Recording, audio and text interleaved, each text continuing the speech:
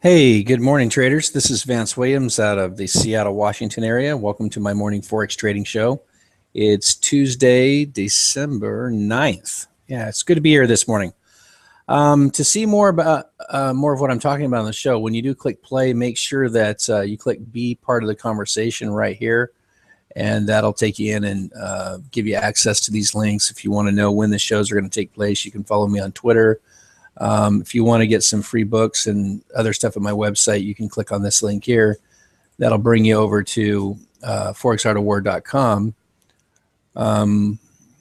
which here you can get the free books, 8 things they don't tell Forex traders, and also you can learn about trading options and send me an email if you'd like to know more about that. Okay, so let's get out of there. Again, what I do on this session is for your educational purposes only. This is not intended in any way to tell you where to get in, where to get out, or to be an investment advice of any kind. In fundamentals today, probably one of the biggest things that happened is the Shanghai Composite in China dropped more than 5% last night. It's really difficult to know at this particular moment how that will shake out around the world. It's not at this moment causing a flight to the US dollar. And it's really not that unexpected given the dramatic gains in recent months that that composite has experienced. For me, the story hasn't really changed at this point. We had a neutral fundamental sentiment for the US dollar medium term, long-term bearish euro against the US dollar, kind of unknown long-term for the pound versus the US dollar. And all of this as we approach the coming Christmas holiday. The only change last week was we had a lot of fundamental data that was very positive for the US dollar out of the US last week. That's definitely a factor, but we already knew the US economy was looking good. In other words, I don't think that was, even though it was really strong data, I think the optimism for investment was already there. So for me, the medium-term outlook is neutral. What's missing for me is any further information out from the central banks, and we have some of that scheduled for the 16th and 17th, and we should get some speculation on that as we get closer to those dates. In major bank trades, I took a little look at what they were doing. You might recall that one of the majors got in the US dollar yen in a buy yesterday. That was stopped out. But it was only a matter of time before the yen began a correction. If we look at that, you know, this is a daily chart. I mean, this is really, 1,400 plus pips straight up. So that's quite a move. And that we kind of expect this first big move based upon the dramatic steps. Hold on just a second. I've got a little background noise coming in here. Just a moment.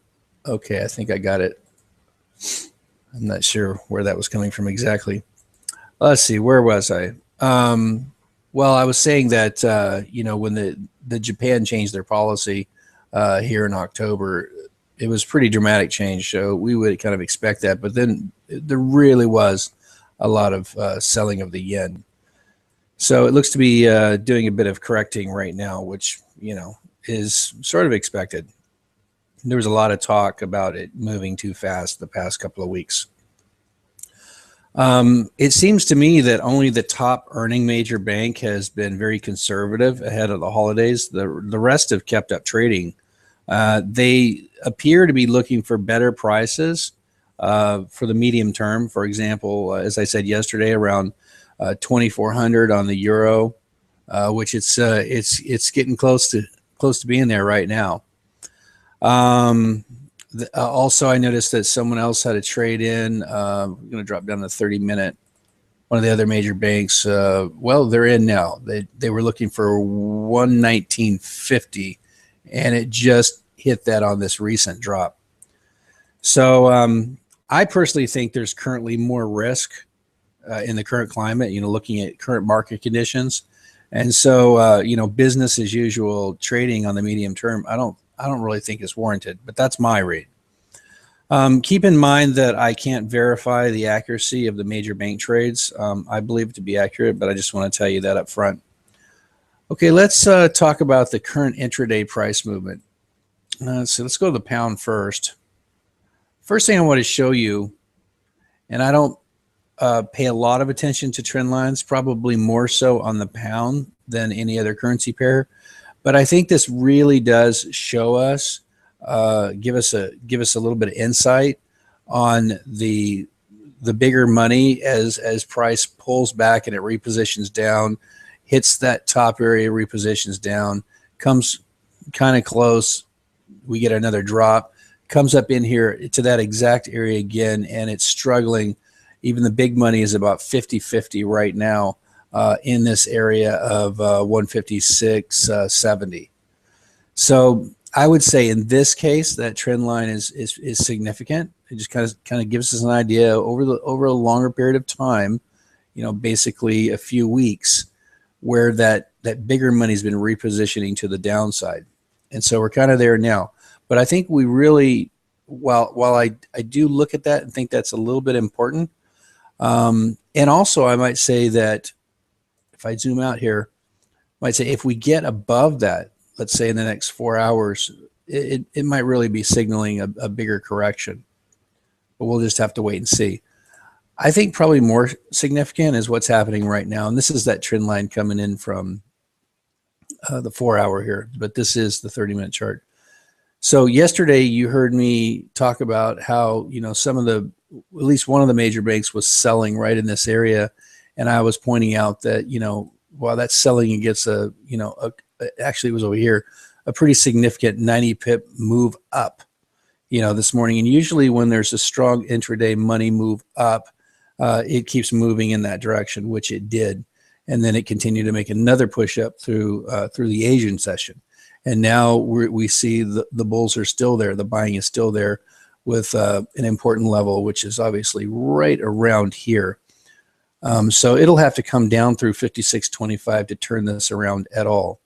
In terms of an intraday buy trade, I'd like to see price make a move above 56.84 with some strength. Okay, so let's drop back to the euro. Euro's looking very strong intraday. It's currently advancing in this intraday trend.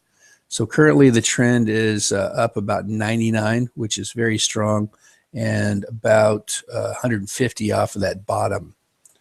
All right, so let's zoom in here and take a closer look at the behavior and see if we see how much of an advantage the buyers have in this movement. Okay, so as we see, here's a nice strong wave here that pulls back, pushes again, then corrects. Then we have a small wave, doesn't quite break the high. We get a move here that takes it another 20 pips in a trend advance. It pulls back, pushes again, corrects. Then we have another move that begins about here, moves up again 20 pips, pulls back, pushes again, and we have one underway right now.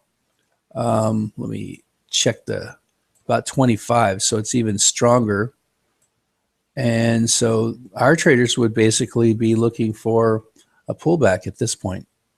Let me go back out, see where we're looking. We still got room before we run into that, what I would see the equivalent of that trend line. We're looking at on the pound. We've got something similar shaping up on the euro dollar. Now, these were falling a little bit shorter. Part of that is because the bias was more clear for selling the euro, buying the dollar here. But there is room before we get to that. And I think that will be an important number right in that area, about 24.30, 24, yeah, about 24.30. But I don't see anything that would cause a lot of pushback right now. In other words, I don't see a lot of sellers in this area. So, manage your risk here according to your trading plan. Okay, let me see if there's anything else. I did want to comment on the overall US dollar correction. We see that here on the dollar yen, which is down 244 pips from the top. If we look at the Australian dollar, it's correcting up right now. If we look at the New Zealand US dollar, it's correcting up right now, about 81. Man, I had this level marked yesterday, 76.92. It's paused right there at that point right now. So we're kind of emerging in a new intraday uptrend. So the short money is bullish right now, and more so if it gets through here. Euro, this is US dollar correcting. Pound, US dollar has been correcting. So that's really kind of what's happening here. I think overall, in terms of prices, we've got a US dollar correction. Lastly, just want to say again, if you go to my website, let me just on that, forexartofwar.com, you can get those free books here. You can also watch if you've probably noticed that I draw the Fibonacci a specific way. If you learn to use this tool, which is under this class called Master the Fibonacci tool, if you learn, there are specific rules for it. And if you learn those rules, it'll tell you when the buyers or sellers have an advantage and exactly how strong that advantage is. It'll give you a tremendous edge in Forex trading. That's all I have for now. Thank you for tuning in. And to the members who work with me on our trading team, I'll see you guys in our live trading room in about 25 minutes. You guys have a great one out there today.